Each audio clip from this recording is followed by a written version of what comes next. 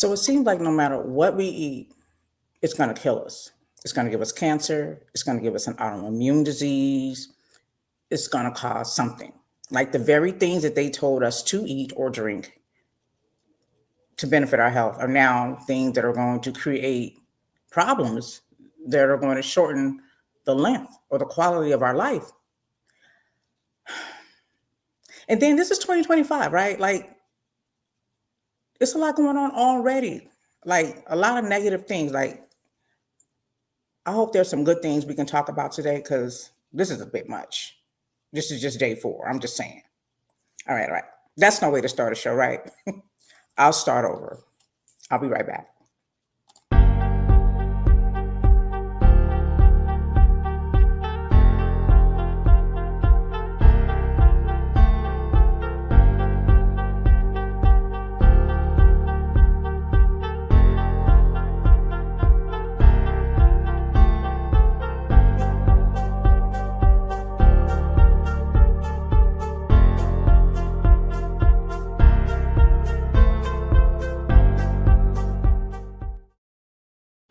Well, hello, hello, and welcome to In Your Ear Radio. I am your host, Latoya. I'm so very happy to be with you today on this fine 56-degree temperature Las Vegas weather. Really nice. You can just throw on a jacket. You know I'm gonna rock my boots. I don't know what y'all doing if I go outside. That is, y'all know I'll be in the house.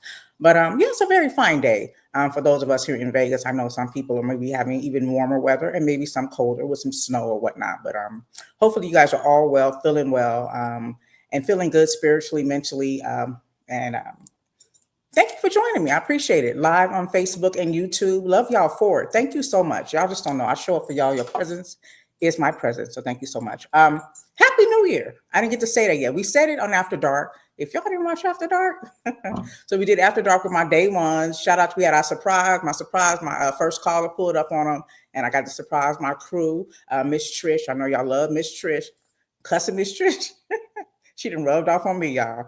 And and of course, Mr. Banks, yeah, a fan favorite as well. So we had a good time. We talked about a lot of things, and that's why I'm gonna say Happy New Year's. So we agree that we can put an S on that if we are saying that we want you to have years in abundance of happiness. So not just for 2025, but maybe 2026, 2027, and the years ahead. So we can put an S on it, okay? Especially if we Black. Okay, you can keep your card if you put an S on the New Year's. All right, we figured that out. So anyway.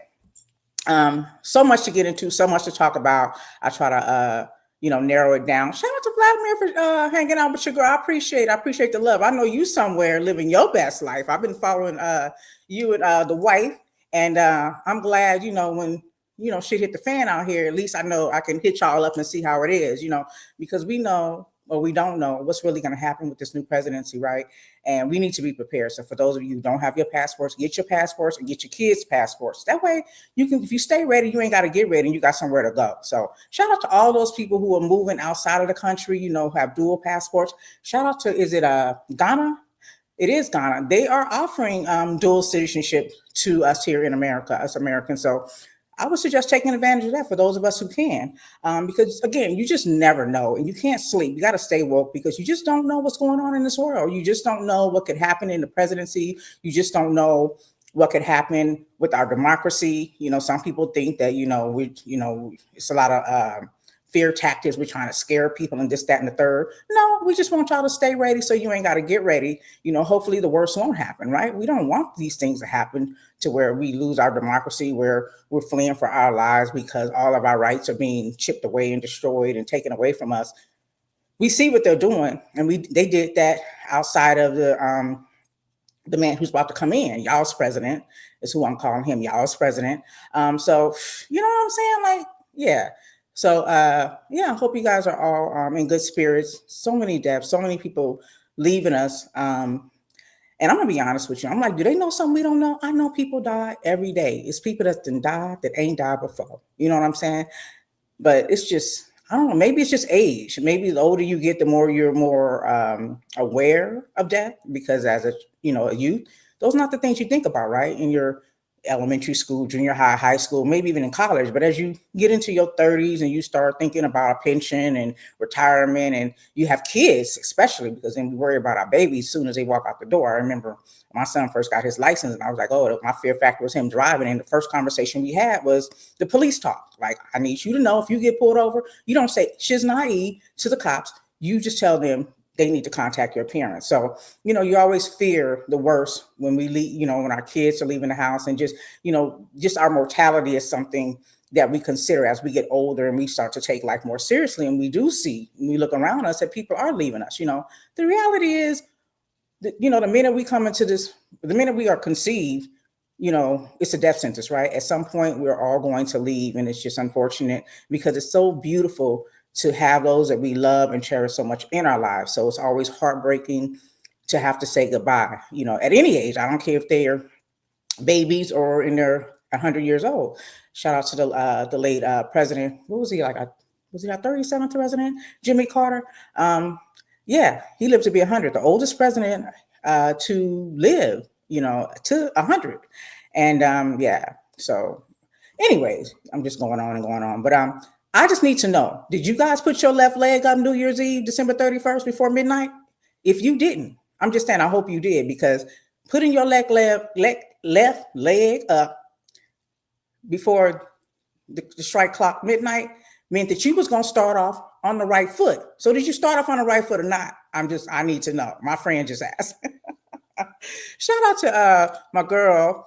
She says, cheers to Brenton Wood and his amazing feel-good music. Yes. Listen, I got to hear your story and hear some music from, I wasn't familiar with Brenton Wood. So please, share more. Shout out to Brenton Wood though. Yeah. That's what's missing, I would say, in the music industry, in the music world. And I always say that maybe I'm just missing out because I know there's October London. I like his style. There's a lot of great artists, new and that, have been around, but they just don't get the publicity that I think they should be getting, because we settle for people just showing their ass and just talking about being vulgar in music. Like, there's no creativity. There's no real talent. Like, there's really good people who sing, but we're just not hearing a lot of them. And because I just got so burnt out with just hearing the same old through the radio, R&B ain't even R&B anymore, right? Hip hop ain't hip hop no more to me. And so I kind of just fell back from music, and I kind of just divert back to what I know, which is most of the old school 70s, 80s, some of the 90s, even the early 2000s, when it comes to hip hop and R&B, because there was a lot of talent and there was a lot of content and there was, a lot of creativity in the music. And so that's what I kind of gravitate towards. And so I think I'm missing out on a lot still, because like I said, there is a lot of talent out there.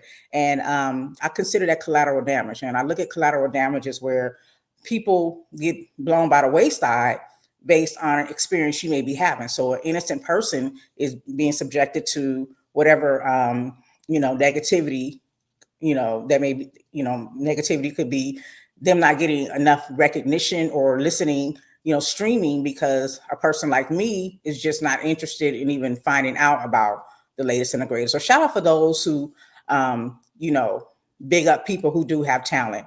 And so Brent Wood, she says, okay, you grew up on them. Okay, hold on, wait a minute, catch me up there, okay? You said my mom and daddy put me on. Listen to Baby, You Got It. Okay, got you. Thank you. I appreciate that. And since we're talking about music, did you guys check out there was a documentary about Luther Vandross called Never Too Much. Did y'all check that out? Awesome. It just fills my cup. And it made me miss him so much. And I wish he was still here. And I just think, what would he be doing right now? What would he be singing right now if he was still alive, who passed in the early 2000s? I think it was 2003. I could be wrong. I'll try to look that up in a second. I don't recall. But damn, how can you listen to any Luther Vandross song and not feel it? Even if you haven't had that experience, your heart, it pulls at your heartstring, listening to songs like Superstar, you know what I'm saying? And that song was originally by a white band, the Carpenters, and he took it to the next level, right? I mean, he did what Whitney did with the Dolly Parton song, I Will Always Love You, from the Bodyguard soundtrack. I mean, Dolly's my girl. She be doing her thing too, but Whitney took it to a whole nother level. Well, that's what Luther did was Superstar. And I didn't know that until I watched the documentary that there was a remake, because a lot of the music that he came out with is he wrote. And he wrote for other people as well, a lot of other artists before he even became a solo artist, backup singer, and wrote for a lot of people. So he was doing his thing and making money before he, put himself in as a headliner. And geez, the documentary was just beautiful. A house is not a home. Oh my goodness. Listen, I was, it was funny because they were talking about Luther could sing about, I think it was Jamie Foxx who was in the documentary talking about Luther could sing about furniture and had a women throwing their panties on stage. Look, a chair is still a chair, even if there's no one sitting there. Okay. Oh my goodness. And what else? I have so many favorites, but I just love the way they recognize him. They talk about so much. What are some of my other favorites? So just so many. I mean, just name one. Whatever you say, I'm gonna say I love, love, love. And it's funny, even growing up as a kid, my stepmom, she had her thing where if you said the word Luther, she'd be like, "What? Luther?" That's Lutha, Luther. Okay. Luther. We had to be quiet when Luther was on. And so I just had always had a respect for him, his talent, his voice. There's none like him. What's his name? Ruben Studdard comes close. And shout out to him when he came to Vegas. He did a tribute to Luther, and I loved it. He did that because by his mother's request. A lot of people thought they was going to hear "Sorry for 2004." Shout out to Miss Trish. It was a Jazz in the Park event at the Government Center out here last, let's say it was spring or summer, earlier in 2024, spring or summer. I can't remember exactly. Y'all know how my memory is set up. As my mother would say, you forget your head if it wasn't on your shoulder. Miss my mama too. But yeah, Luther, he did his thing, and I love the way they just brought up so many amazing things about him. His struggle with weight, how he got it together, but after having a car accident and losing a close friend at the age of 27, it kind of shifted gears on him, and I can respect that to some degree because I know grief does that to you. Having a traumatic life, something happening traumatically to you, can really shake you up and switch you around. And some of us find, our ways to cope, and some of us, as was quoted in the movie, go to church. Some of us, go to the bottle. Some of us, overindulge in sex. I mean, eat a lot. And his thing was eating. So he ended up gaining all that weight back.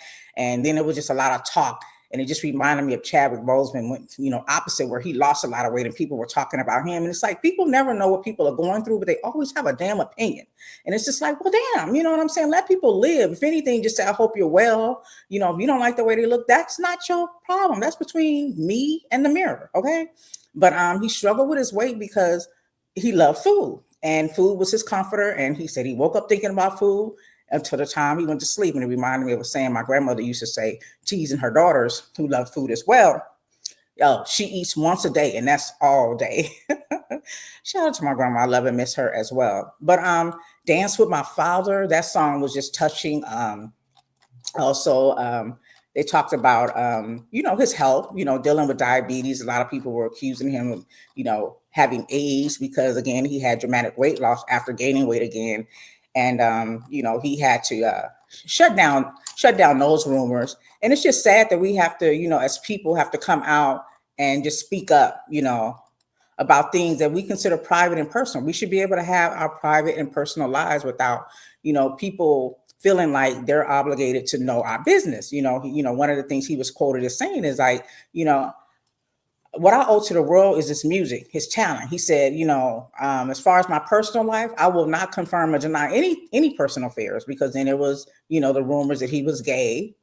And, he never confirmed or denied that. I remember a few years back, I did an interview with a Dawn Robinson of the In Vogue, and she talked about that. That was something that she talked about on many interviews, is that Luther Vandross was in fact gay, and she gave scenarios of where he did quote unquote gay things. He was one of the girls or whatnot. And I think low key, we all knew that and we didn't care. So, it's like, this is why people don't speak about their personal life, be it their sexuality, their preference, same sex preference or not, is because people get all up in your business and starts talking about stuff that they really don't know about, and maybe they don't want to, want you to know about. And then you just make up your own thing. But I remember that interview, and I wasn't surprised to learn he was gay. I don't know at what point in my life it even clicked to me, because back in the day, I don't remember thinking about men who I would look at today and say, oh yeah, you you doing something else. You part of the LGBTQ community.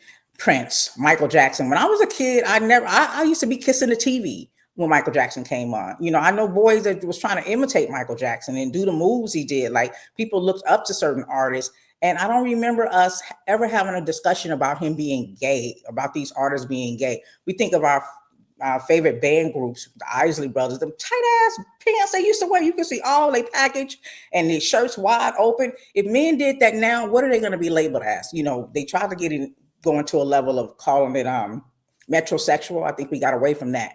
But now it's just full blown gay if you dress a certain way, if you wear your pants tight, if you wear your shirt tight. Like it's just a different way of looking at people. And you know, and you know, the main thing I know, Patti LaBelle spoke on it in the documentaries. You know, when they were asking about his sexuality, and she didn't really get into it too much. I think they left out a lot of what she did discuss because they did not get permission from her team to discuss it. But you know, one of the things that was quoted in the show was that she, you know, when asked was he gay, she kind of alluded to that he was, but he didn't want to come out because he didn't want his mom to have to deal with it, even though she felt like he knew, his mom knew.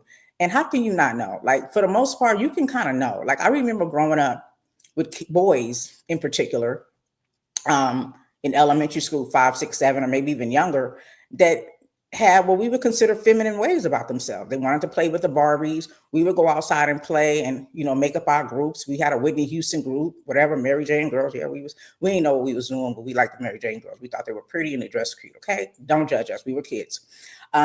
And the boys would go be running off on their bikes, doing whatever boys do, in the desert, catching lizards. I remember because I had to hang with them sometimes. But this particular boy would hang with the girls and nobody thought anything of it. And I don't remember anybody teasing him. I don't remember the boys coming over messing with him. I do remember, yeah, I won't say because yeah. Anyway, we all knew, my family knew that he was, you know, more feminine than he was what we would consider masculine. And it was no big deal. But you couldn't just come out and be that because then people would judge you, right? Like, why are you doing this abomination? And, you know, being that Christianity is predominant religion here in the United States, you know, you're going to get looked at sideways because people somewhere found something in a book and interpreted as that being gay is an abomination. So we're definitely going to get into that more. I'm going to touch on it a little bit more because I'm going to have a show in a couple of weeks. I'm going to have some special guests on to talk about that because I was looking at a post that somebody posted. And if I can remember correctly, I may be paraphrasing. The quote was, normalize teaching your kids that being gay is not normal. Let me know what y'all think about that. You know, normalize teaching your kids that being gay is not normal. What does that mean to you? How do you interpret that post? And do you agree or disagree with it? There was a lot of people who did agree with it. There were some that said, well, you know, I'm not going to do that because people killing themselves because they can't be who they are. You know what I'm saying? People are taking their lives. People are living double lives, being on a DL, meaning they're marrying the opposite sex and having children and secretly going out and being with whatever their spirit leads them to because society doesn't accept them as they are. You know, it's just a lot has changed. And I think a lot of people are fighting against the reality that I don't know if there's more homosexuality in the world, more so than there is more of an acceptance or more of it being out in the open to where, you know, in the past, it couldn't be out in the open. So I do want to talk about that more. But again, I do want to get you guys to take away what you think about that, you know, that quote, you know, normalize telling your kids that being gay is not normal. Do you think it's normal? Do you think that you should be having these conversations with your kid? You know, so yeah, I think it's something that we definitely need to talk about. And again, in 2 weeks from now, we will be having that conversation with a couple of people from the LGBTQ community, so they can give you their take on what's normal and if this is something that's being pushed into, you know, the education system and whatnot. Because we know number 47, y'all's up and coming president, is telling folks that you can take your kid to school and they have a vagina and come back with a penis, or you can take your kid to school and they got a penis, they can come back with a vagina. And just to remind you, the transgender community makes up less than 1% of the population here in the United States of America. So I say all of that to say, sometimes I think we maximize a minimum and minimize a maximum. Like in what area is this really something that's affecting your life? I could be wrong. Maybe it is affecting your life. Tell me about it. Share your thoughts in the chat. But yes, I do recommend watching the Luther Vandross Never Too Much documentary. It was on CNN, but you can catch it on demand, and I'm sure other streaming sources will have it as well. And finished the book, Gone Girl. I think I saw the movie, but I don't remember. I watch so many movies, sometimes I forget. And I don't know. Does anybody else have that problem? Anyways, I think I've watched this movie, Gone Girl. It's written by author Gillian Flynn, but it's our book club pick this year. So we'll be discussing this book. So I can't talk too much on it because, I got an NDA, and these book club girls, they gangster. We can't even talk about the book in the chat too much. They start feeling the type of way. You get that side eye emoji. But anyway, yeah. So Gone Girl was very good. It was a page turner, even though I was listening to it. The audio version, it is definitely a page turner. You will be licking that index finger and flipping pages. So I would recommend that if you're looking for something to read. Okay. If you're looking for something to buy, is anybody boycotting? I know boycotting, we think about that when we refuse certain services, but boycotting is kind of along the same lines that we stop patronizing certain places. A lot of boycotting is taking effect, or some people are partaking in it because, hey, a lot of these corporations, for those of you who did not support y'all's president, soon to be number 47, becoming number 47, a lot of companies contributed to his campaign that, that make you feel a certain kind of way. Like, because if you know and understand who this man is and what he represents and what he supports, being a son of a Klansman, calling people of color countries and continents where people of color reside, shithole countries, just the things that he said in reference to Black people, just in reference to anybody non-white. Not to say he ain't went in on white women too, and some white men, but so many racist things that he said and done, the racial divide. I mean, being sued and lost the lawsuit for housing discrimination in New York back in the day. You think about Central Park 5, where he put a full page ad in the newspaper saying these 5 minor boys were accused of raping a woman. He said they killed her. The woman is still alive, but this is what, his fake news personality does. 78-year-old actor, TV personality he is, I think. But anyways, yeah, so he's had his share of, he got a nice file for being racist. We got receipts on his racism. So not supporting him, even with the immigration thing, the people he's trying to keep out are, mostly people from, people like in Haiti, or people from Mexico and Guatemala, just, people that are really fleeing a lot of war and destruction in their country. He's trying to keep them out of there, and he's accusing them. He told the agents living here, welcomed here, asked to come here, of eating dogs and cats. Like, the receipts are long. But so corporations that have supported that person, knowing that about him, lets us further know. Shout out to who's that? Steve Harvey. Lets us further know. As Kings of Comedy, that they with his racist acts, they with his racist behavior. And so, for some of us who don't appreciate that, we fall back from spending our dollars with you, because we can spend our dollars with anybody.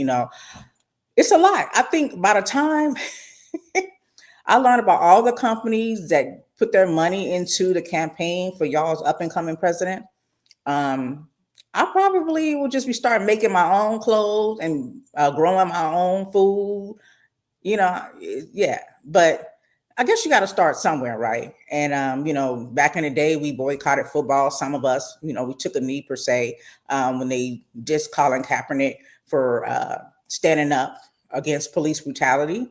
That fell off, right? But if we stick with something, then we can put a dent. We can put a dent in their profits, and then they have to change their ways. They have to reinstate things like DEI that benefits, minorities per se. I call them minorities here in the United States. They say we only make up 14% of the population based on the census, because a lot of us don't fill them out. And then there's a section for people who look like us to call themselves white, Hispanic white, and just all of that. But anyways, so It's tough. It's really tough. So if you're boycotting, some of you have stopped shopping at places like Home Depot. I heard. I didn't know at first that Lowe's was part of it, but rumor has it, Sephora, that's a big cosmetic company. One of my places where I wrote, my favorite color lipsticks I'm wearing now. I'm still going to use it. I pay for it. I'm going to wear my lipstick. That's what I'm going to do. But in the meantime, there are Black products that I have as well. And then I just have to lean towards purchasing there now, because Sephora, you're supporting something that's against my interest. Walmart, okay? I wasn't really a big Walmart fan because I had some people that had a bad experience with Walmart, and you mess with my people, you messing with me. And so I kind of fell back on Walmart anyway. But then, I would run up in there if I had to. But it's not my thing. Weird stuff happened in Walmart too. You see a lot of weirdos in the parking lot, weirdos in the store. You know what I'm saying? I'm not bougie, but I don't come. I come to the store to shop, not to be getting shot. You know what I'm saying? I'm just saying it's just too much going on sometimes. You go to Target and people be kind of normal. You know what I'm saying? They got their kids, they holding their hand, ain't nobody on the floor crying. Yeah. Anyway, so Walmart's one of them. So, then there's Sam's Club. And I'm like, damn, we got a membership there. So now we got to switch it up, which Costco is a better business altogether. Because, with Walmart, they're getting rid of their DEI programs because they got bullied by a corporation that's suing them for having a DEI program. And so they ran with it. But in the same time, what percentage of your profits come from Black people? Like, geez, you know what I'm saying? Like, how you going to fall back on your DEI program? You know why it's there. You know why we need it. So why would you fall back on it?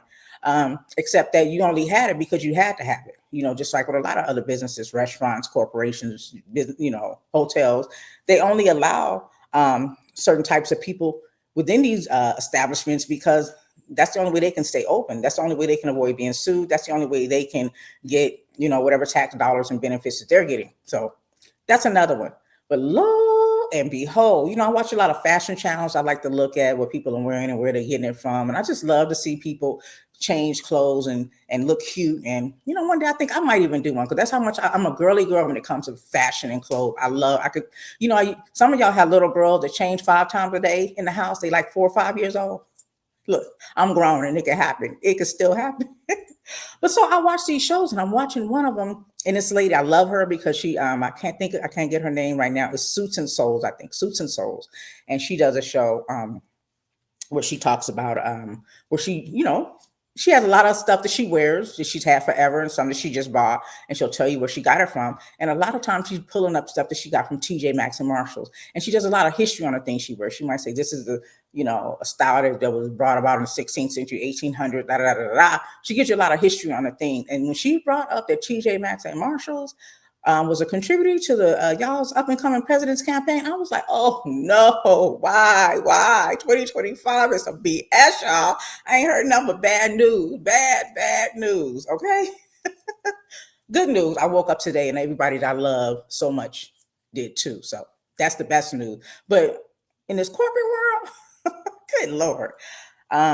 So y'all boycotting? If y'all fell back on some stores because they don't support your interests, if they support racism, they support, the son of a Klansman, someone who's been sued for being liable for sexual abuse. What are y'all doing? How are y'all feeling about that? Just wanted to know what was your takeaway from it. And since we're talking about it, do y'all think the election was stolen? I ain't gonna get into the conspiracy theories too much, but I just want to know how you feel. And speaking of boycotting and boycotting, how do y'all feel about that HBCU?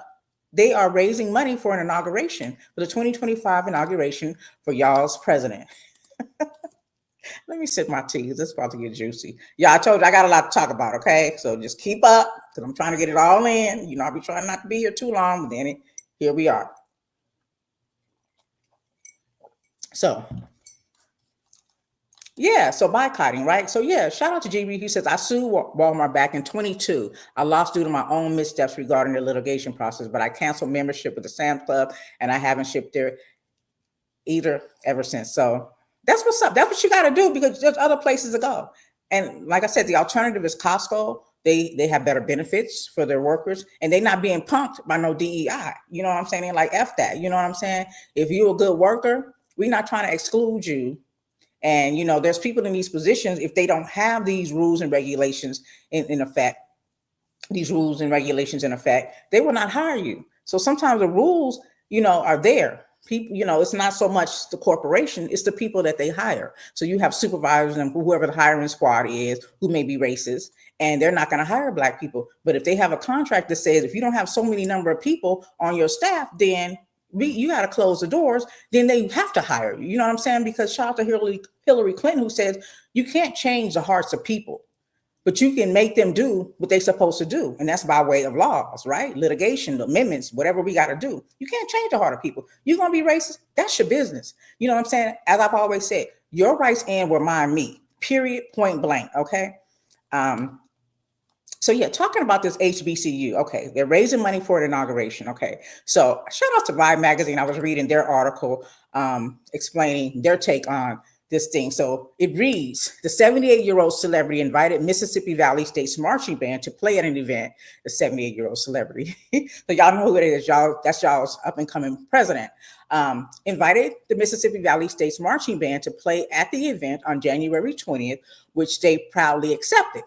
Quote, this is not just a moment of pride for our university, but for the entire state of Mississippi. So Dr. Gerald Briggs, this was something that he said, the president of the university, he says, it is an important opportunity to showcase our legacy, celebrate our culture, and invest in the future leaders of our community. This participation allows students to engage in the peaceful transition of power and gain global exposure while celebrating the university's 75th anniversary. So they're asking for $350,000 by way of GoFundMe. I think they raised over $250,000 so far. That number may have increased to assist in what they're saying, the procuring uniforms, instruments, providing scholarships, and other essential resources for the continued development. So the band is nicknamed the Mean Green Marching Machine, and it's no stranger to political involvement. So in 1969, they also performed at Richard Nixon's presidential inauguration. So what do y'all think about that? Do y'all think that a Black college should be attending this? I just gave y'all a rundown on some of the things that y'all's up and coming president has been charged with. Again, the son of a Klansman. What do y'all think about that?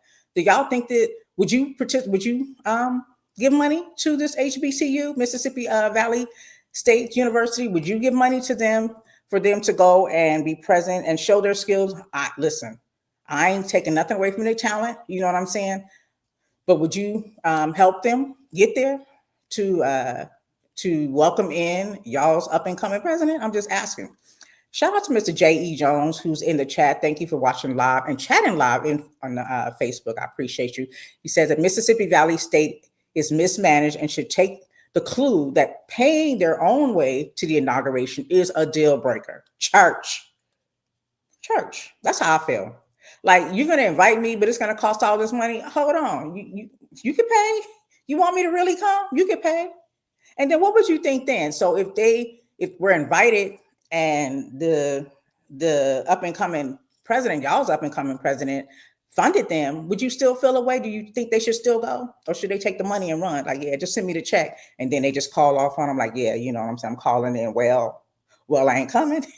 I'm just saying, like, I don't agree with it. I don't agree with it. You know what I'm saying? There's a lot of comments from people, though. People saying what they say. Just looking at some of the tweets after they tweeted this, somebody said, let's be honest, not all money or notoriety is good. Sometimes you have to walk away. And this is one of those times. And one user wrote that no Valley, hell no. And I'm going to add to the no. Shout out to Whitney Houston. This ain't it.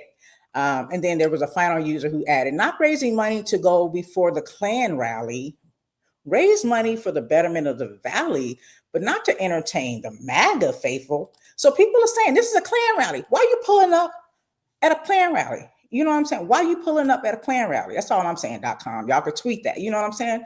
Shout out to watching live on YouTube. Thank you for joining in on the chat, DJ. Okay, this legacy is they can't afford to go. They should tell them everything. They should use a moment to raise awareness. So their legacy is they can't afford to go. Obviously, they should tell them everything. That should tell them everything. Excuse me. They should use this moment to raise awareness. Okay. Yeah, because, as it's stated, the school is being mismanaged as it is, right? The school is being mismanaged. It's being mismanaged. Yeah. Yeah. Yeah. Excuse me, I get a little tongue tied over here. I get a little tongue tied, you know. But so yeah, what do y'all think? What do y'all think? I say no. But do I think they should be canceled? Should we turn our nose up at them?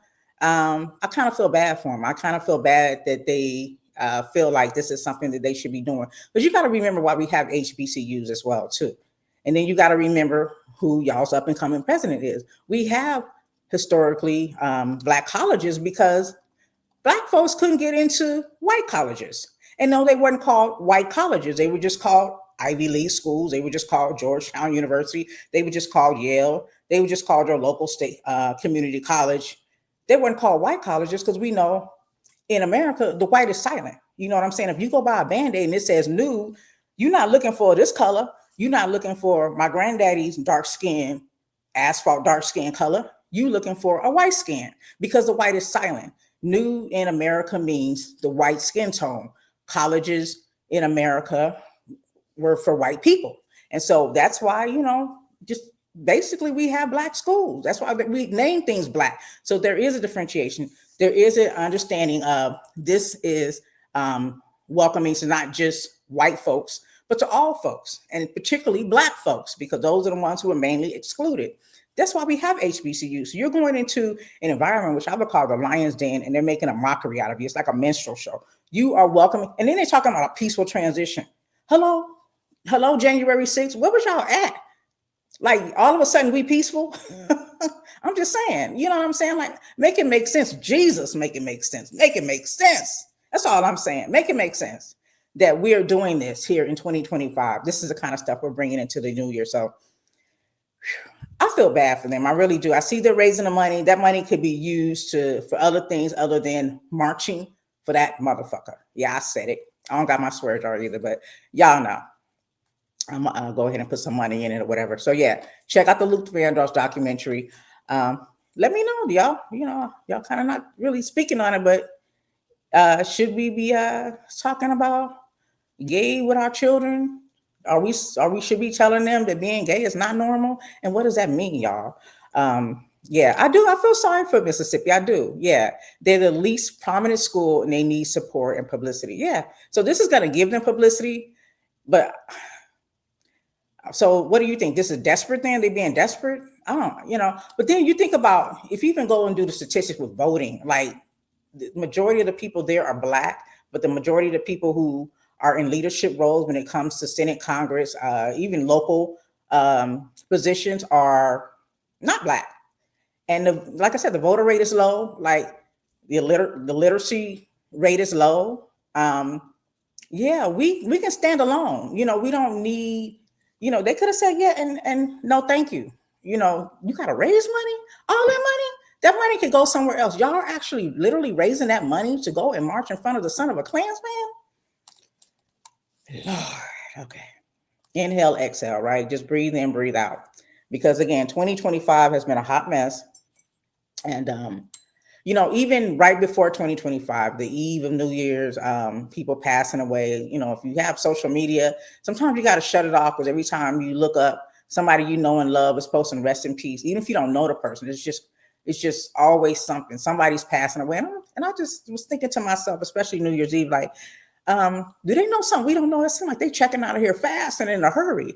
And like I said, 2024 in mathematics, when you deal with the 5%ers, we talk about mathematics. In 2024, if you do add those numbers up, it's 8. This is the build or destroy year that we just went through.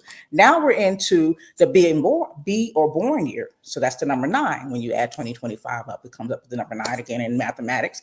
It's be or born. So it's just ironic that we went from build or destroy to be or born. It's just something about that makes me think that things happen the way they're supposed to happen, whether good or bad. It's just the way it's meant to happen. Like a lot of it's written. It was written. Shout out to Nas. It was written. Yeah, the album was lit.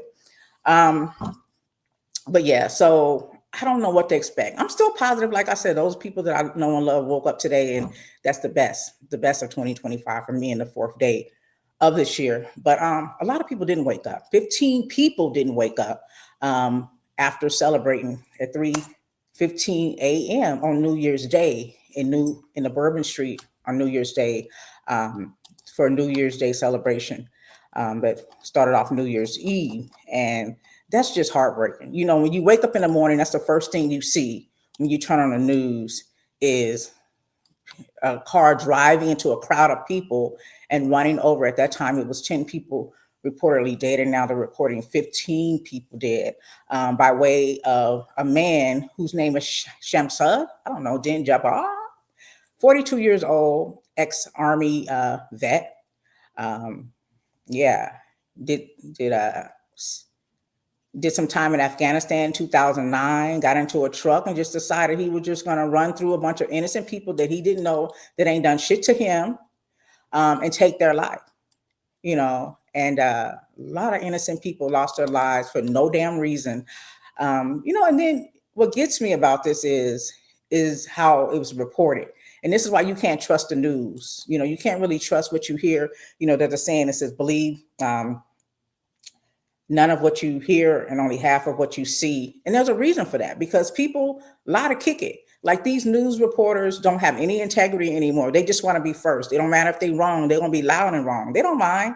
They just want to be first. But then you got to fall back. Shout out to Fox News, and correct yourself, because you first came out saying that this man was a terrorist. You said that this man was an immigrant. You know, you just started saying all of these things without knowing the facts, and you felt comfortable enough to say it. There's certain things I don't even talk about, that I've read about, that I have my opinion about, because I really don't know the facts. And I don't want to be, you know, how they say, if you assume, that's making an ass out of you and me. And I don't want to misinform people, and I don't want to be misinformed. And I definitely don't want to have to walk something back when I could just keep my mouth closed and have my opinion about it, right? Keep my thoughts to my feelings. You know, everything doesn't need to be said, but you definitely don't expect that from news media.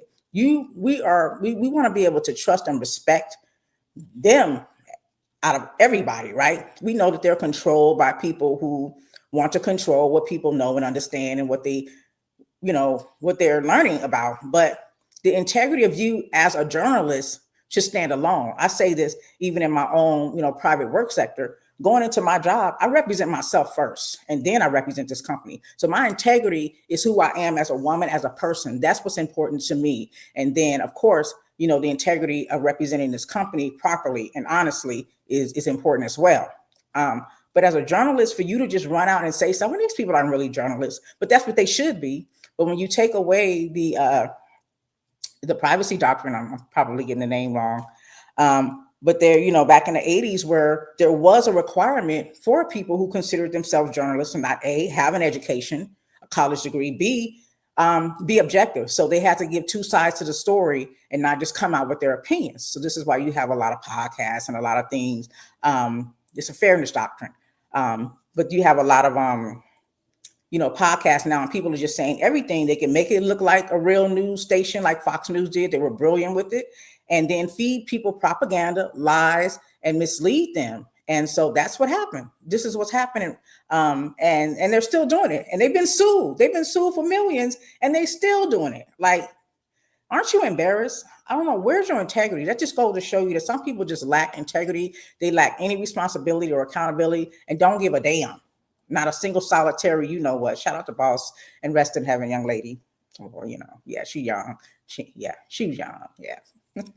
So so then the same day that 15 beautiful people lost their lives in New Orleans at 3:15 in the morning, thanks to this asshole, there was a Cybertruck explosion where a man killed his own self, as reported, shot himself in the head and blew up his Cybertruck in front of the y'all's up and coming president's name, International Towers. And that happened the same day again at 8:39 in the morning. So his name was Matthew Livsbergs, and he traveled from Denver to Vegas to make this debut in front of the towers here in Las Vegas. So he was also in the military. He did several tours, one in the Middle East. They said he was in Afghanistan the same year that the other guy who killed 15 people did his tour, 2009. They said while he was in the Middle East, he was treated for untreated symptoms of depression. By 2019, it led to behavioral changes, including isolation. He did not seek treatment due to stigma against special forces soldiers seeking them. He was raising an 8-month-old daughter. They gave him a lot of accolades, is what I'm leading to.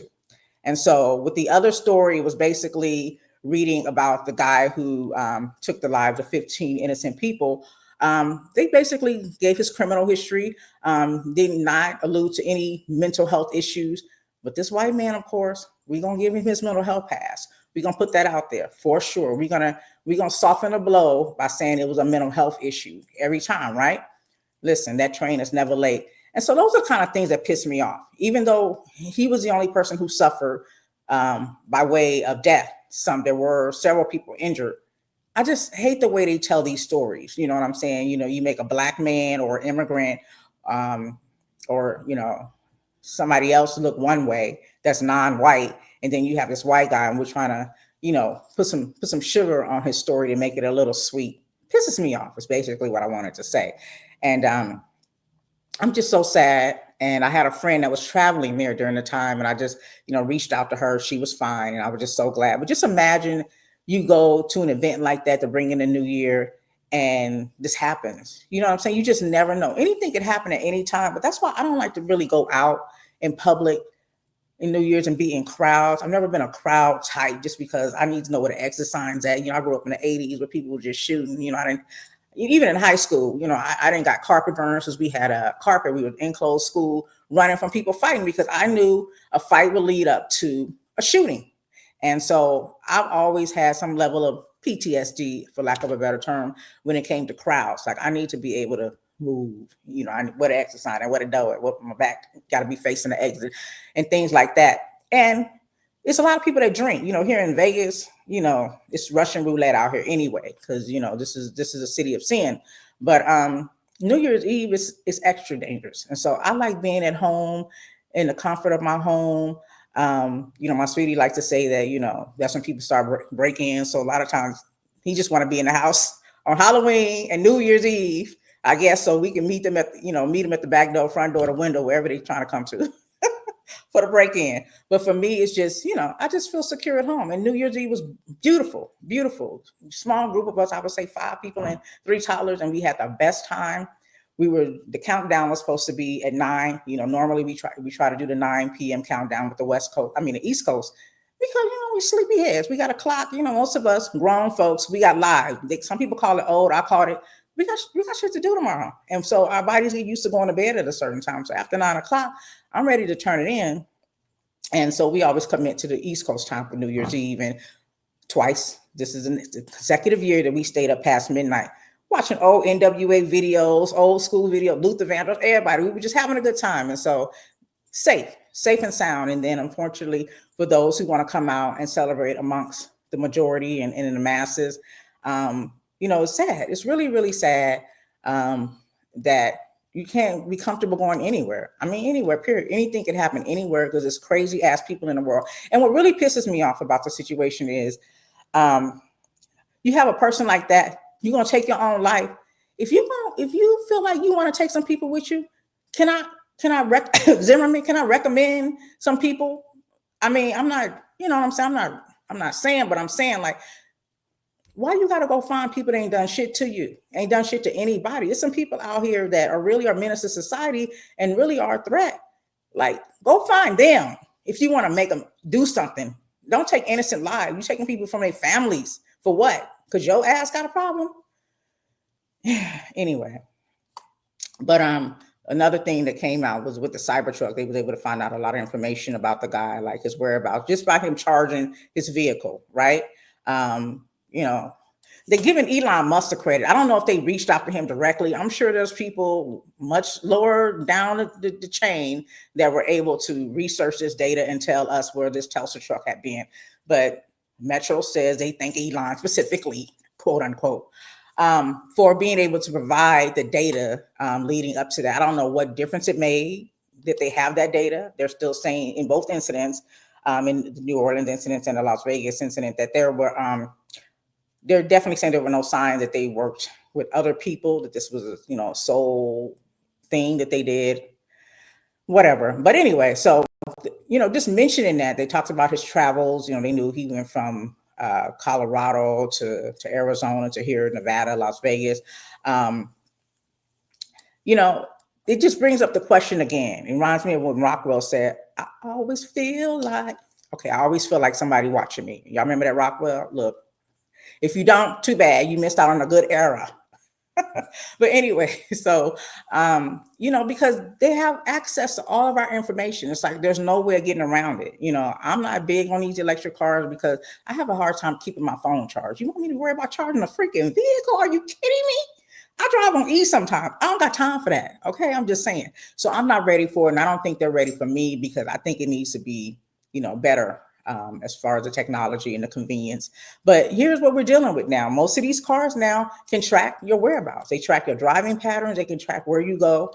Of course, a lot of us use Bluetooth, so now they have our contacts. They have, all text messages, whatever, whatever, whatever. And so this is the thing that really trips me out about new technology, and while there are more people fighting to protect our laws, there weren't people going into these legislative meetings and doing things to try to protect not our privacy is what I meant to say. So and if you think about it, there was just a lawsuit, right? Siri just settled a lawsuit uh, for well, they settled to prevent the lawsuit. um, so for their eavesdropping on iPhone users, basically. So I mean, haven't we been saying that though? Haven't we all been having that conversation to where we like say something and then it shows up on our phone? And I don't mean Googling it.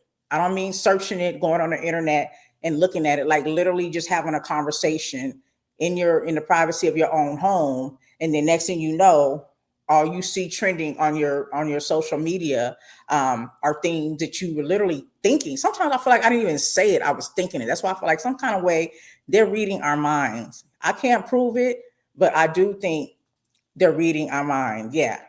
So, yeah. So you just said that. Shout out to Shantu who's watching us live on Facebook as well. I appreciate you. I appreciate you. Thank you so much to you all.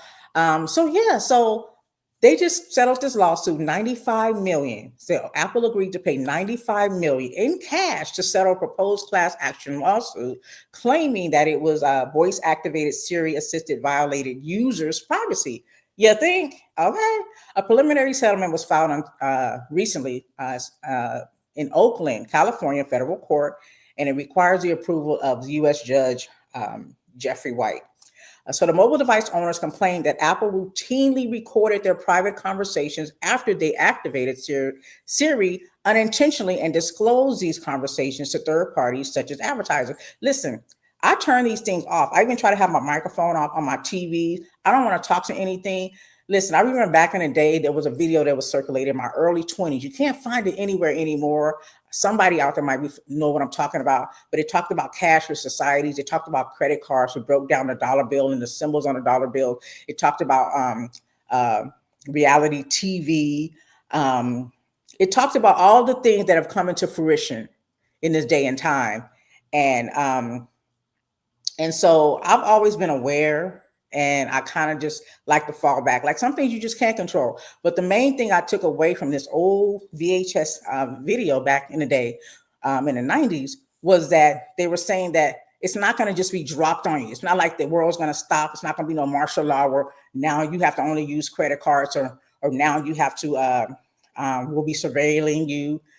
It was a conditioning aspect of it. And that was my takeaway from the video, is that it conditions you to want these things. So for example, in order to rent a car, the convenience is having a credit card. So, you're conditioned to use your credit cards. A lot of incentives go by way of using a credit card. Even Whole Foods now have it to where it's your fingerprint. So they even give you discounts on purchasing if you use your fingerprints. So they're not forcing you per se to do certain things. They're conditioning you. So even with Alexa and Siri, I hear a lot of people talking to their phones and Alexa, turn the lights on, Alexa, turn the lights off, or they have electronic devices where they can control their air conditioner from away from home, and just different things you can do to manage your home. But what you're doing is giving other people access to your home too. They can monitor when you turn your lights off, when you turn them on, what you saying, what you asking for.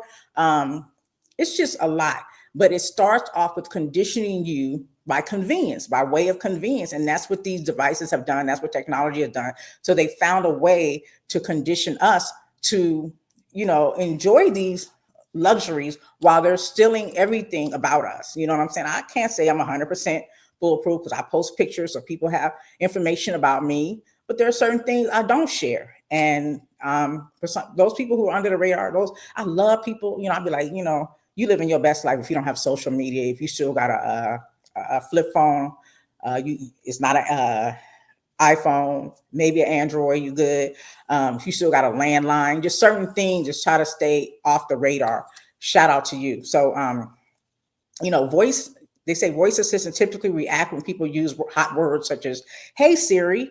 There were two plaintiffs that said they mentioned Air Jordan sneakers and Olive Garden restaurants, and then it triggered ads for those products. And another person said they got ads for a brand name surgical treatment after discussing it.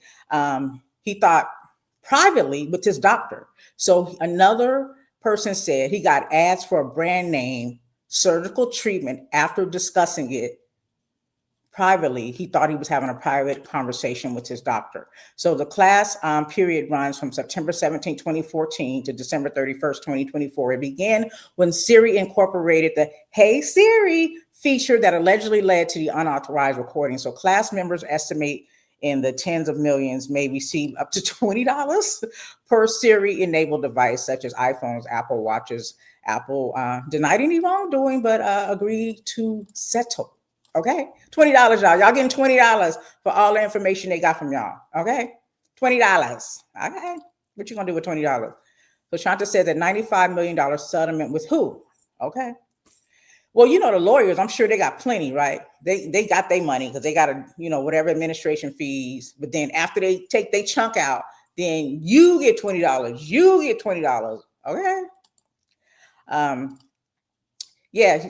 I heard that Apple employees trade these audio files like playing cards. I believe that. You can't trust anybody. I believe that. I really do. And they make big money off of it. It's not just a corporation selling your information. It's the damn employees. Agreed. It sounds like Siri picked up in people's homes. Yeah. Look, I think they have stuff in these TVs and all of our electronic devices that we're not even aware of, that they are privately doing what they do. There was even a conversation where they were saying that there was a company that was saying that they were watching videos and laughing and cackling about it. Employees were watching certain or listening to certain conversations and watching certain videos, like road rage videos, because people had them in their cars. And the employees were cackling about it and laughing about it. Like, really? That's what y'all doing? You know what I'm saying? Like, there's no integrity. There's no respect for privacy. And people don't give a damn. Like, it's a cold world we living in, y'all. It's a cold, cold world. Shout out to GB, who's added to the conversation. She says they're downgrading privacy from a right to privilege. They're going to continue to use tragedies as a tool for persecution to pacify the public. Right. Again, conditioning us. The only thing this ain't working for is these damn police cameras that they have.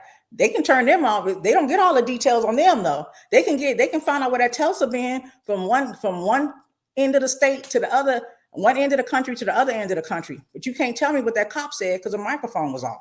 Because they can turn their mic off at any time. They can turn their camera. That's the only time that technology don't really be working on. That's all I'm saying. .com. Y'all can tweet that.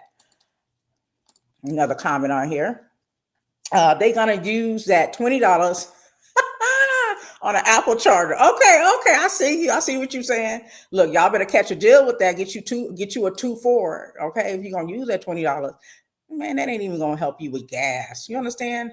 That's not even gonna help you with gas. So yeah, I always feel like somebody watching me. And that song by Rockwell came out in the 80s. Okay, we didn't have all this technology. We didn't have all of this, and he was already feeling away. So I'm just saying he was like something like a prophet. You know what I'm saying? He knew what was coming next. And again, goes back to my point that it is written. All of this was bound to happen. If you watch all of the old technology, I've been trying to find old movies. If y'all know of any movie that dates the future in 2026 or 2027, for example. So maybe it came out in like the Terminator. I wonder I can't remember. And some of the movies in the Terminator, how far did they go into the future? Like, was it like 2025 or was it further out or before 2025? I can't recall, but I've going to go back and start watching movies that reflected on our future. Again, watching a movie that was produced in the 80s, discussing our future today in the 2025 era or somewhere around there to kind of just gauge, and compare what we have right now compared to what um, is to come, or and to me, a lot of the stuff that I watch now, the current future movies, aren't really showing me anything new. A lot of them are centered around androids, robots, robots that look like humans, and how destructive they're going to be to a natural human.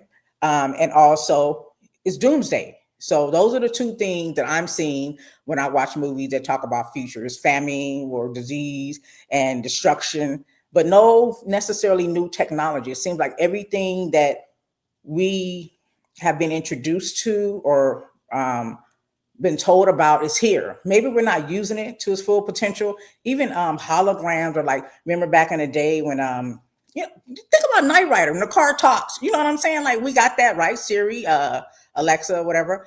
You think about the where you can look at where they used to say in the palm of your hand, you can see whatever you can see. Like, now you can pull up, we FaceTiming, all our data is in the palm of our hands by way of our smartphones. It's just everything. Even we have flying cars, we have driverless trucks, we even have Mack trucks. These 18 wheelers are driverless. Some of them are. You might be on the road. That shit is scary to me too. You might be on the road with a vehicle that don't have a man in it. And if the man is in it, he probably in the back sleep, or he in the passenger seat. I don't know, but he ain't driving, is what I'm saying. It's a lot. It's a lot. So those things are here. Think about the food. We thought about the Jetsons, how we could just microwave. Everything was microwave. Everything we preserve and can in microwave was Nas. Can't think of the title, but anyways, from Distant Relatives. Anyway, I was trying to quote the line.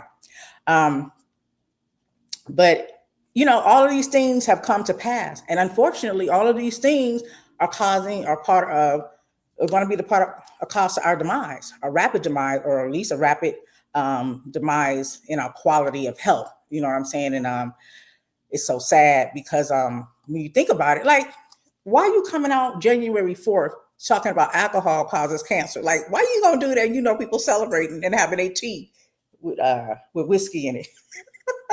On New Year's. Why y'all wait till New Year? And remember, we put the S on New Year's because some of us celebrate the years to come. Okay, so if you Black, you can put an S on New Year. Happy New Year's. Okay, I just want to say that. But there's a new article. Like, we can't eat anything, the things we think are healthy. Turmeric powder is not good for us. Listen, I learned, during the pandemic, my mom used to say this all the time. Get your vitamin D. Get your vitamin D. You need that. That helps everything. It fights autoimmune. It fights heart health. All of the things that break us down. And so I'm taking vitamin D. Like gummy bears. Just like candy during the pandemic, because I'm shookest with the pandemic. But come to find out, it doesn't work unless you take vitamin K. And then I see these doctors on, or at least they got the white coat with the little tag that got MD or something, DO, whatever, on the side of it saying, get your vitamin D. Okay, can you also tell people to do vitamin K too? Like, so many things that people tell us to do to help us be healthy isn't necessarily beneficial, because it needs other things to help us activate those things. And so, even with alcohol, there was a study done before that said drinking a glass of red wine daily helps with heart health. God damn it, now they're talking about alcohol is linked to cancer. Jesus making me. Jesus drink wine. Why are y'all doing this? Why are y'all doing this? Y'all could tell I feel the kind of way, right? Like, now you get into my privacy. That's how I feel. Like, now you messing with my vodka, my private life. You know what I'm saying? I'm trying to watch a movie and drink. Now I got to worry about all of these elements, different types of cancers that might come out. You know what I'm saying? When we talk about privacy, it's just like, I don't get it. I don't get it. What'd you say? Siri's about to tell me because she listened anyway. Hell to the yeah. Okay, so anyway, so this article again just came out. I'm reading from today, but I think it came out a couple of days ago, on New Year's Day to be exact, that they exposed this information to us. And it says that the Surgeon General suggests having cancer warning labels on bottles on alcohol. I mean, not cigarettes, okay? Not processed foods, not on our electronics, on our alcohol. Okay. Um, that's amazing. The U.S. Surgeon General issued a report warning alcohol is associated with cancer. It was cited 4 recent studies to make this case that alcohol should have warning labels. They said like cigarettes. Um, yeah, I'm just dumbfounded. Um, so the report goes on to just speak on like moderate drinking, good for health. Um, Moderate, well, again, excuse me, because I'm reading my notes, because I was reading an article that's been around for years, maybe decades, that moderating drinking is good for heart health, and red wine, a glass a day, is beneficial to us. So now they're saying this. So now I'm confused. But some of the and then there's a study that said that some of the healthiest people in the world in the Mediterranean and so-called blue zones drink wine daily, and researchers believe that the social aspect of alcohol may have strong effects for longevity. All this conflicting stuff. Like, what are y'all doing though? Plus, there was a report by a guy named Murthy. It's Murthy's report. He said it clashes with the major report by the National Academies of Sciences, Engineering, and Medicine, which was published in December. He said that the paper will be used to inform that the new 2025 dietary guidelines found that the moderate drinkers have a lower risk of premature death from heart attack and stroke than people who don't drink at all. Okay. So it also found that an increase in risk in breast cancer. Okay. So I did know that alcohol could increase the risk of breast cancer just by doing the studies on that. But just more information on what the studies are saying that alcohol does for those of you who want me to give you a buzzkill. Here's a buzzkill for you. Okay. Spoiler alert. Okay. For those who are sipping. So heavy drinkers who down 2 or 3 drinks every day are most likely to get cancer and die from it, even if you're a light drinker. So that's no more than 3 drinks a week. That's a light drinker. Your chances are still higher than those who, yeah. Okay, so it says that alcohol ups your chances of cancer in at least 7 parts of your body. They include your liver. It says the organ main job is to filter the blood and toxins, and alcohol is toxic to the liver cells. Heavy drinking can inflame and scar your liver. Too much alcohol can double your chances of liver cancer compared to drinking no alcohol. And one of the things I learned about alcohol too with weight loss is because it's recognized as poison to your liver, some kind of way, whatever it does, what your liver does is it stores fat in some kind of way as protection. And so that's why it's harder to lose weight while drinking. So you have to literally fast for 4 days from alcohol to actually see results from weight loss if you're doing other things such as exercising and eating better. It also affects cancer. You can affect having cancer in the mouth and the throat. So there have been some strong evidence for this. It says that heavy drinkers are 5 times as likely as non-drinkers to get cancer in the throat and in the mouth, and that's because booze damages cells in these tissues. And the danger gets even bigger if you light up as well, since alcohol can help pave the way for harmful tobacco chemicals to get inside cells. So if you're doing both, you're yeah. If you're doing both, then you're expediting the potential to get cancer. Also, the esophagus, that's in your throat. The food pipe is what they're calling it. It increases your chances for getting esophageal cancer, which can be very aggressive and deadly. So it can alcohol, especially likely, to increase your chances of getting. I think Tracy, is it Tracy, the one who passed away of the Braxton? I think she had esophageal cancer, and I don't know if it was caused by heavy drinking. I'm not sure if she was a smoker, but I just remember that, and I thought about her when I was reading that. Also, colon cancer and rectum cancer. So men who drink heavily are more likely than even women who drink a lot to get cancer in their colon or rectum. Overall, heavy drinkers of both sexes face a 44% high risk than non-drinkers. And then also the breast is what we spoke about. Women's odds for breast cancer go up along with the amount you drink each week. So, wow. So Alcohol gets into your cells easily. It can damage your DNA and set off different changes in the body, the toxic chemicals. When your body breaks down the ethanol and alcohol, it makes a compound that's believed to cause cancer. And then the DNA mutation, alcohol can irritate and inflame your organs and tissues. As your body tries to repair itself, it can set off mistakes in your DNA that can let cancerous cells grow. So for those of you who were concerned about mistakes in your DNA from the what was it, the shot for the COVID? I forgot what we call that. But this will in fact do that, which is what you believe that to happen with the COVID shot. What was it? Dang it. The vaccination. Okay. It also affects your hormones. So alcohol can raise estrogen levels in women, which can fuel cancer growth. Sad. So think about women who are on birth control. So you're already getting a higher level of estrogen, because if you're taking most birth control has estrogen, and some have the progesterone.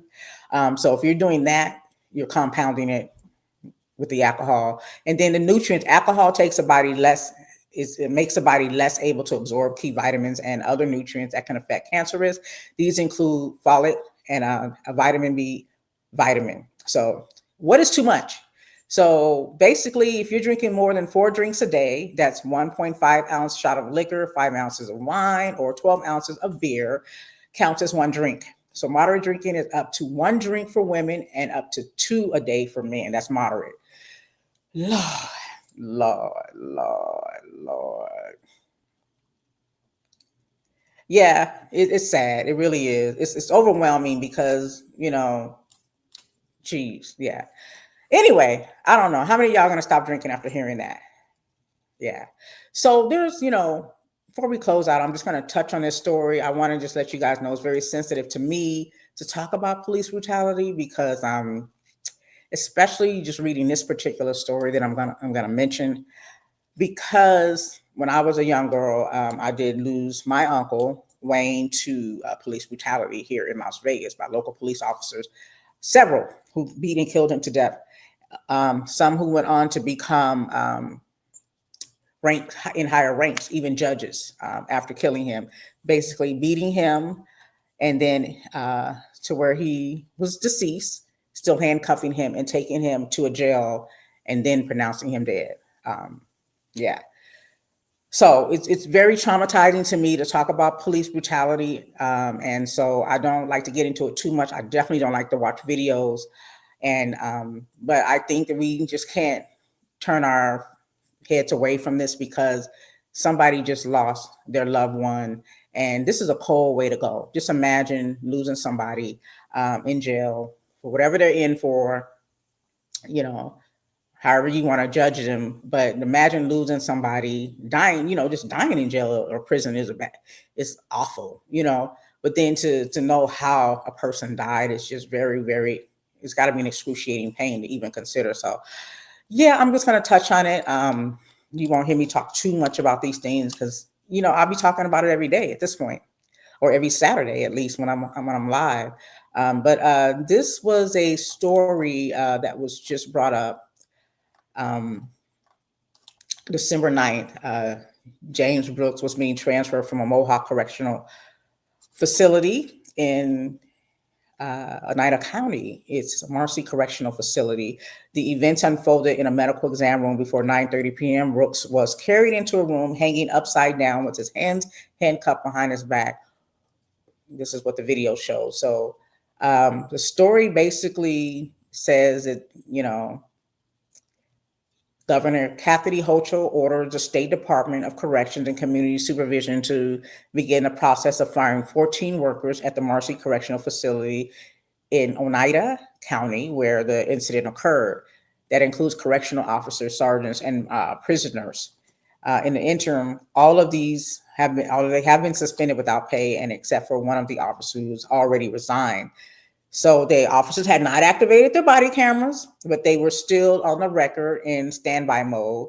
As a result, the governor added that, the governor added, as a result, they did not capture audio and other recordings for 30 minutes. Where was Siri at then? That's all I'm saying. So The Correctional Association of New York, an independent prison oversight group, released a report last year after monitoring the Marcy Correctional Facility in October of 2022, that there were noted complaints of rampant and physical abuse by staff members, with an 80% of incarcerated people reporting having witnessed or experienced abuse, and nearly 70% reporting racial discrimination or bias. So, yeah, you know, it's just heartbreaking. It really is. It's really, really heartbreaking. And I was just doing a study, which I do periodically when I'm just trying to see if the numbers are going down, if they're increasing or decreasing when it comes to deaths by police officers. And according to the Mapping Police Violence Research, which is a nonprofit research group that has been tracking police killings in the US since 2013, found that police in the United States killed over 1,250 people in 2024. So that's still a spike in last year. This grim figure marks the deadliest year ever recorded by the organization, which tracks police killings by government records and news reports. Now, according to Statista, which I'm sure a lot of you are familiar with, STISTA, they reported on December 9th of 2024, in comparison to this January 2025 report, that 956 civilians have been shot and 207 who were Black. And that was as of October 2024, that report came out. But notably, only 31% of police killings, that's 387 people, began with an alleged violent crime taking place. So 31%, which is 387 people that were killed by police, began with an alleged violent crime taking place. On the other hand, 18% of those killed by police, that's over 200 people, were killed after being pulled over for an alleged traffic violation or after police were called to conduct a welfare check. Another 8% were killed in situations in which the victim was not alleged to have committed any crime, while 17% were killed in situations in which police alleged the victims were perpetrating other nonviolent offenses. So overall, the research group found that there were only 13 days in 2024 in which police did not kill someone. On average, Mapping Police Violence found that someone in the US succumbs to US police violence every 7 hours, while the vast majority of those deaths are results of police shootings. Cops are also, they deploy tasers, batons, and their vehicles with deadly force. So, yeah, so this case is being investigated by Attorney General Letitia James. The inmate, Robert Brooks, he was 43. He died in the hospital a day after this attack, and that was on December 9th. So it's a real sad story. My condolences to his family. It's a hard way to go. And I just wish this would stop. I wish that, there was more integrity and accountability and just people there to do their jobs, instead of trying to be the judge and jury and just being evil. I wish we could vet evil people, because you just got to be an evil person and do the things you do. Like I said, I listen to a show every Wednesday, Clay Kane, Sirius XM, Urban View, and it's showcases exonerated men. These are people that's done 45 years plus, or maybe less, for crime they didn't commit. And some of the stories they tell is the trauma that they experienced, watching even the correctional officers, set people up to get beat and raped, and just different things that happen, people committing suicide, and just, it's just sad that you go into a situation like that. And imagine being innocent, or imagine the time, the punishment, not, fitting a crime, but still you're there and you're amongst people who you consider to be human and to have some level of compassion and just there to do their job. They're really just demons. They're just damn demons. And it's just unfortunate and it's just so sad. On the flip side of that, I've also had a relative who was permanently injured in the line of duty as a police officer. So I can see this from both perspectives and have an understanding and passion and compassion for men and women in the line of duty. And I also have compassion, and I can see the perspective of people who are innocently killed by police officers. It's very, very tragic. It's very heartbreaking, and it hurts my feelings to even have that conversation. So, I just needed to bring that up just so you guys know what's going on if you've been living under a rock. Some of the things that have been happening in our world as we come into this Be A Born year, it's a bit much, you guys. It's a bit much. So But to close out, I don't want to leave you guys. Oh, shout out to Lupe Fiasco. If you guys don't know, hip hop artist, notably for his album, Food and Liquor. That's when I became a fan of him. Popular for songs like Kick, Push, Coach Superstar, and also Daydream. Some of my favorites. Those are some of my top three from Lupe Fiasco. Very intelligent young man, very smart, just sharp in his way of thinking, and I just love his thought process, and I just like the way he moves in the world.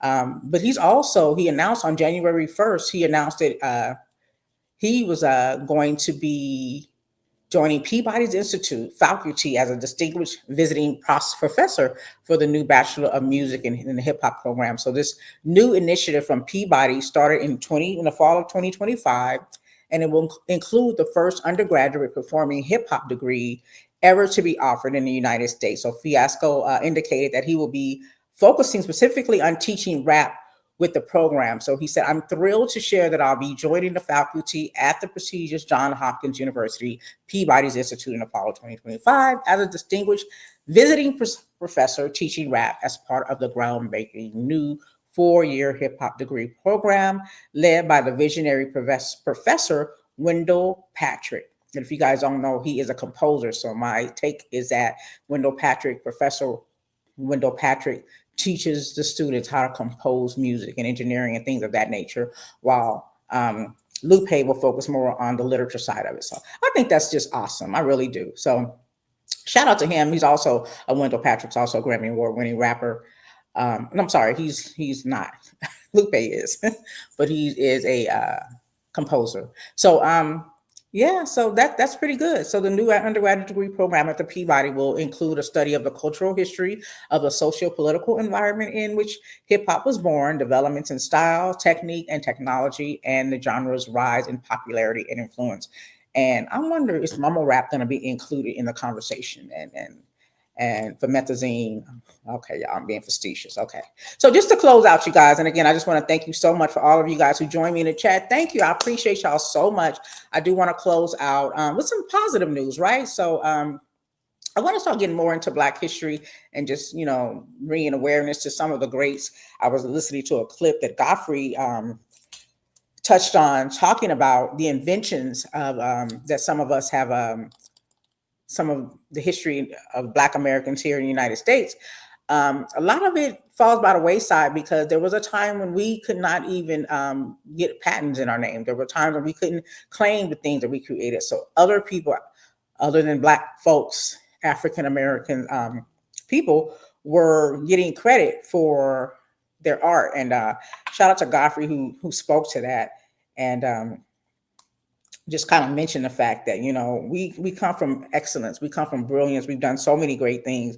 Let me see if I can find this clip where he touched on this conversation, talking about this. So we'll see if I can get it up. And we gotta celebrate each other. It's right? Unreal when you these motherfuckers can barely build an app, and motherfuckers invented what? GPS is a Black woman. Well, 3D imaging is a Black woman. Laser eye surgery is a Black woman. Escalators a Black inventor. Elevators a Black inventor. The roller coaster is Granville T. Woods. Roller coaster, everything. The cell phone. The cell phone. I was just watching the thing on the cell phone. Our video games is Jerry Lawson in Silicon Valley. They try not to mention him, but he's the reason why we have Xbox, Atari. He did the first, before Atari, the F1 series. Jerry Lawson, a Black dude who invented home videos.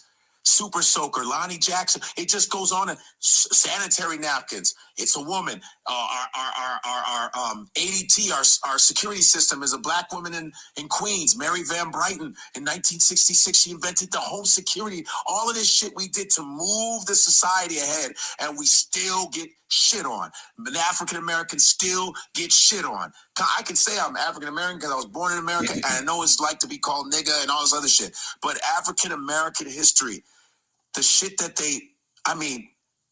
you talking about open heart surgery, Daniel Hale, plasma, Charles Drew. We can keep going. Surgical equipment, Black people inventing, just constantly inventing, and they took everything and lied. But now things are coming into the light. Hey, now things are coming into the light. and something I'd like to bring to the light was the on January 4th, on this day, if you guys weren't aware, the National Negro League was organized. That was in 1920. I said, I suggest I would for you guys to go back and read about that and just do the knowledge on that. It's a very interesting story. I won't get into too much now, but I just wanted to bring light to that. I'm not a baseball fanatic, so that's really not my lane. But I definitely wanted to recognize those people who paved the way for the athletes for today. Also, on January 5th, speaking of inventions, George Washington Carver, who was a scientist,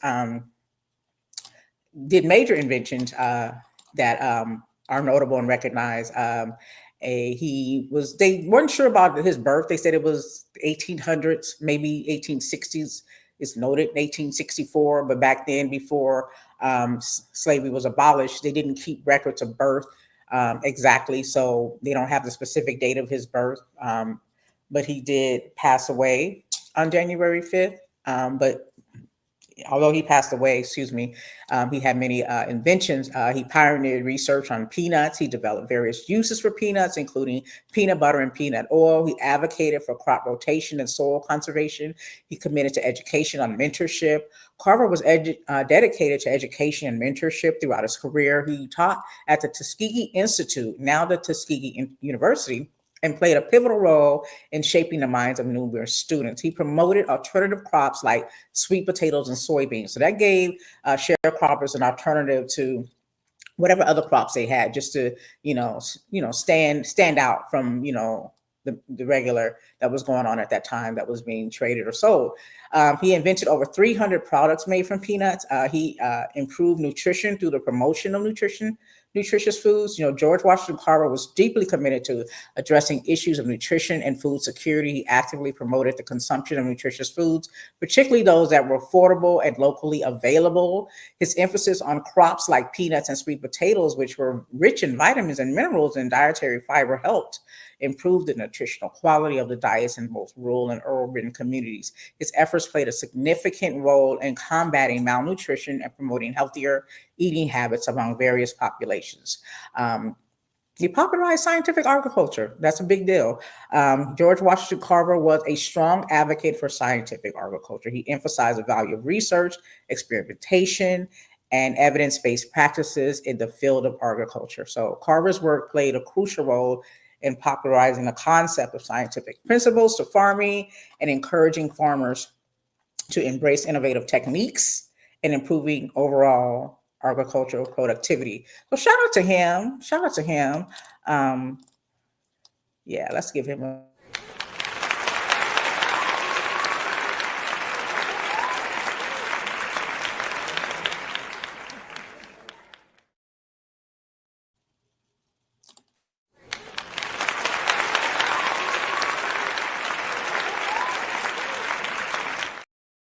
And then there was also, I just want to bring up another person in Black history that was said to be the first Black child born in America.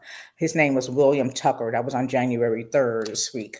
And he was born in Jamestown in 1624. His parents were Isabel and Anthony, African indentured servants, they called them. Just a lot going on, but this is wiki, but okay, we're gonna go with it. We know the truth. Indentured service. Okay. When he was born, they were 22. So just so you know, 2.5 million Africans due to the transatlantic trade, and from the Caribbean as well, nearly were born here. Nearly 100 years before Jamestown, African ancestors enabled this transatlantic trade.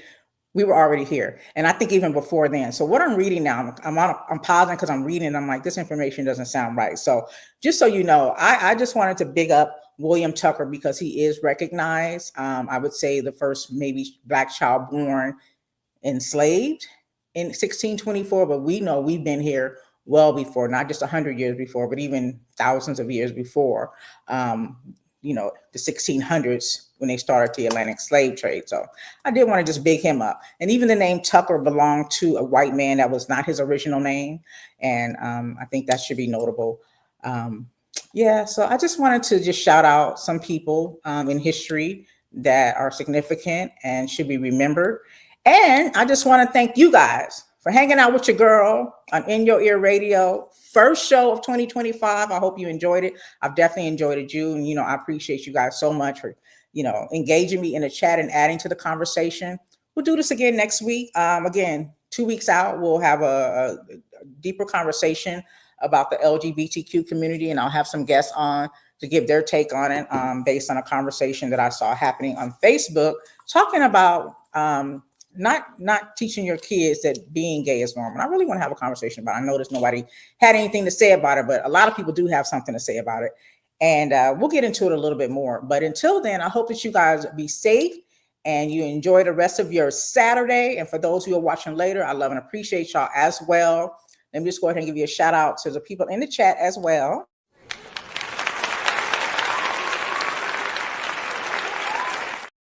Just want to give y'all applause because y'all the real MVPs around here hanging out with your girl. Thank you so much for watching and chatting. Love you much. Have a great day.